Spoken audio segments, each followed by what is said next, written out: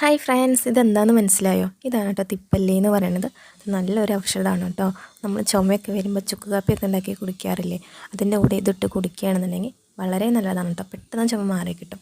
ഇതാണ് തിപ്പലിയുടെ first stage എന്ന് പറയുന്നത്. ഒരു ഇളം പച്ച കളറിലാണ് ആദ്യം കായ ഉണ്ടാവുക. പിന്നെ അതൊരു ക്രീം കളർ അല്ലെങ്കിൽ ഇളം മഞ്ഞ കളർ പോലെ ആവും. പിന്നെ അത് മൂക്കുമ്പോൾ നല്ല ഡാർക്ക് ഗ്രീൻ കളറാവും കേട്ടോ. അപ്പോഴാണ് നമ്മളത് പൊട്ടിച്ചെടുക്കേണ്ടത് കേട്ടോ. ഇതൊരു കുരുമുളകിൻ്റെ ഒക്കെ ഒരു ഫാമിലിയാണ് കേട്ടോ.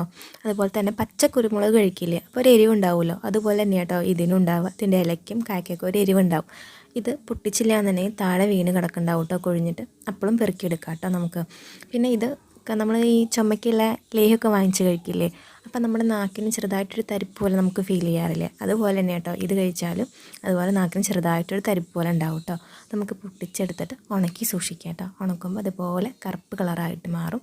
ഉണക്കി പൊടിച്ച് നമുക്ക് എന്തെങ്കിലും വേണമെങ്കിൽ യൂസ് ചെയ്യാം കേട്ടോ. ഇത് കുരുമുളക് പോലെ തന്നെ എന്തിൻ്റെങ്കിലും മുകളിൽ പടർന്ന് കയറിയാൽ മാത്രം കേട്ടോ ഇതിൽ കായ ഉണ്ടാവുള്ളൂ. നമ്മുടെ ഈ ക്രിപ്പേഴ്സ് പോലെ തന്നെയുള്ള ഒരു തരം ചെടിയാണ് കേട്ടോ ഇതും. ഇത് കാട്ടു തിപ്പല്ലിയാണ് കേട്ടോ. 2 തരം തിപ്പല്ലിയുണ്ട്. വേറെ ഒന്നുള്ളത് മൂക്കുമ്പോൾ നല്ല റെഡ് കളറായിട്ട് മാറും കേട്ടോ. അപ്പോഴാണ് നമ്മൾ പൊട്ടിച്ച് ഉണക്കി സൂക്ഷിക്കേണ്ടത്. ഇത് പച്ചമരുന്ന് കൊടുക്കുന്ന കടകളിലൊക്കെ വാങ്ങാൻ കിട്ടും. ഉണക്കിയിട്ട് ഇതുപോലെ നമുക്ക് മേടിക്കാൻ കിട്ടും കേട്ടോ. അങ്ങനെ മേടിച്ച് നമുക്ക് യൂസ് ചെയ്യാം. ഇതിന് ഒരുപാട് ബെനിഫിറ്റ്സ് ഒക്കെ ഉണ്ട്. ഗൂഗിളിൽ സെർച്ച് ചെയ്താൽ നമുക്ക് കാണാനായിട്ട് പറ്റും. അപ്പോൾ ഇതിൻ്റെ ചെടി വീട്ടിൽ എന്തായാലും ഒരെണ്ണം മേടിച്ച് വെക്കുക കേട്ടോ.